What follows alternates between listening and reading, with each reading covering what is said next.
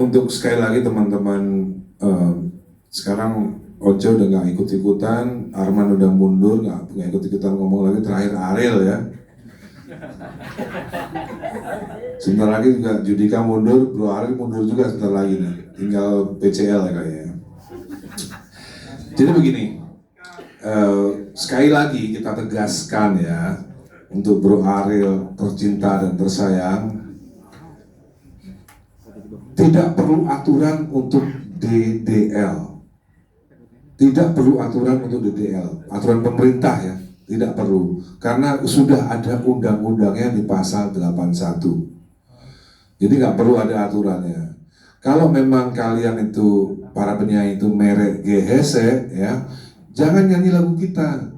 Kayak Once itu, Once paling pinter deh.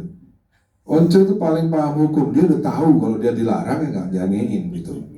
Karena minimal ketika kalian sudah dilarang atau tidak ada izin tetap menyanyikan ya, itu secara etik kalian sudah bersalah. Secara etika moral penyanyi itu sudah bersalah, secara etik moral bersalah menyanyikan lagu tanpa izin.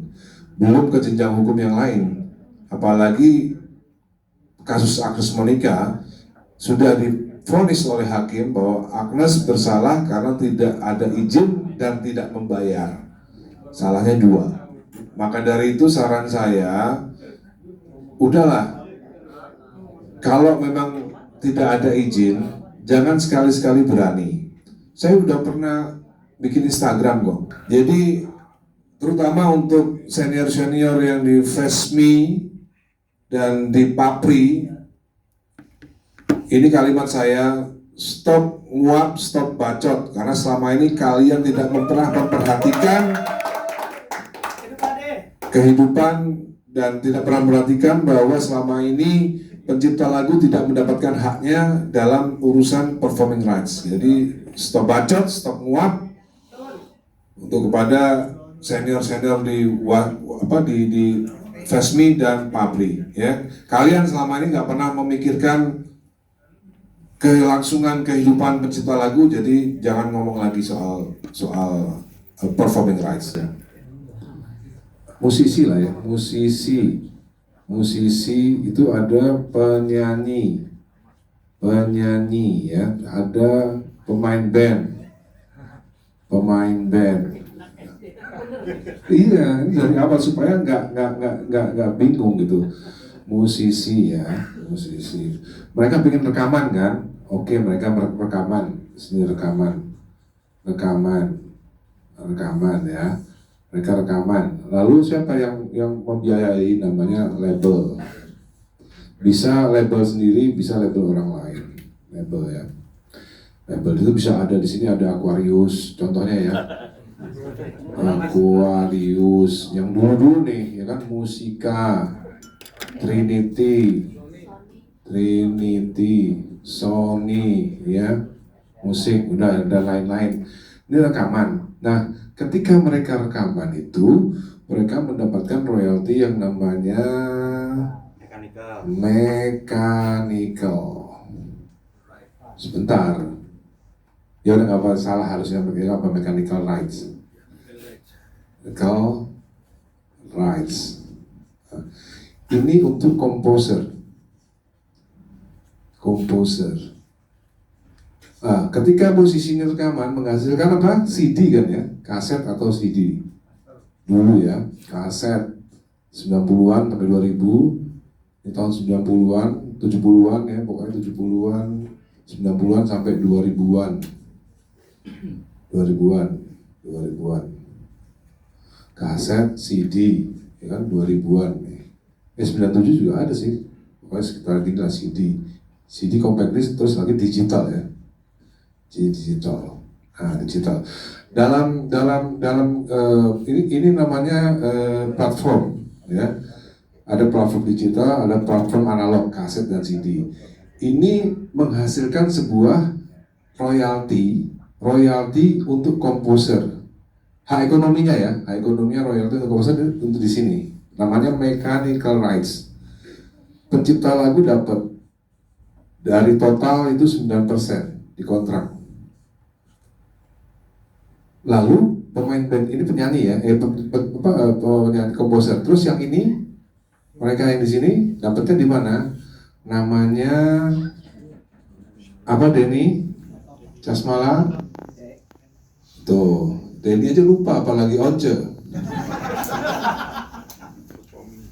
Nah, salah. Sound recording rights. Sound recording ini kurang apa deh? Rights. Nah, ini ya, sound recording rights. Saya tanya sekarang, ini belum konser ya, belum konser. Berarti Agnes Monica dapatnya di mana? Sound recording rights. Nah, ini Agnes dapatnya di sini. Ari Bias dapatnya di mana? Mechanical rights, benar anak-anak. Ya. 9% jumlahnya di sini ya. Sound recording 10%. Ini kejadian sebelum 2014. Ini adalah masa-masa di mana situasinya berbeda. Jadi Agnes Monica ketika dia dulu nyanyi waktu masih kecil, itu belum ada, belum di sini ya, masih kecil dia di sini. Agnes Monica kelahiran 1986. Berarti 2014 dia umur berapa? Coba Badai jawab. Berapa? 2014. Oh, 2000. Iya. 18 tahun. Hah? 2014, lahir 96. 28 tahun ya. Makanya ketika dia berumur 28 tahun, ini situasinya udah berbeda. Agnes 28 tahun, situasinya udah berbeda. Dia harus membayar yang namanya performing rights. Ya. Performing rights, live performing rights ya. Ya. Dia harus membayar ini untuk komposer. Untuk komposer. Ini ada hak komposer di sini semenjak 2014 melalui UU nomor 28 ya. Hak cipta, tentang hak cipta. Pasal 9 bunyinya harus ada izin. Nah, pasal 9 berdasarkan pasal 9 harus ada izin. Nah, ini yang Agnes selama 10 tahun dia nggak ngerti ini. Tapi begitu ngerti dia bukannya minta maaf, tapi malah ngotot bahwa harus nggak bayar gitu kan, harus nggak minta izin. Alhasil tahun 2025 diputuskan bersalah lah. Kalau artis atau penyanyi band yang sangat terkenal, kira-kira per tahun tuh ya 100 lah konsernya. Nggak sulit kan sebenarnya kan. Artinya apa? Artinya LMK WAMI ini bukan konser musiknya, artinya bukan ranah daripada KCI dan WAMI sebenarnya. Jadi kalau Ariel karena dia salah pergaulan, dia ngomongnya belum ada aturan dari pemerintah, bener nggak? Dia kan ngomong gitu kan? Saya dengar sendiri. Sekarang pertanyaannya, ketika Noah bertransaksi dengan IO, itu ada aturan pemerintah nggak? Nggak ada dong. Itu yang disebut kesepakatan para pihak gitu. Jadi Ariel dan kawan-kawan jangan cengeng, jangan kekanak-kanakan. Nggak perlu pemerintah untuk mengatur pengaturan hak ekonomi pencipta yang digunakan oleh para penyanyi, nggak perlu.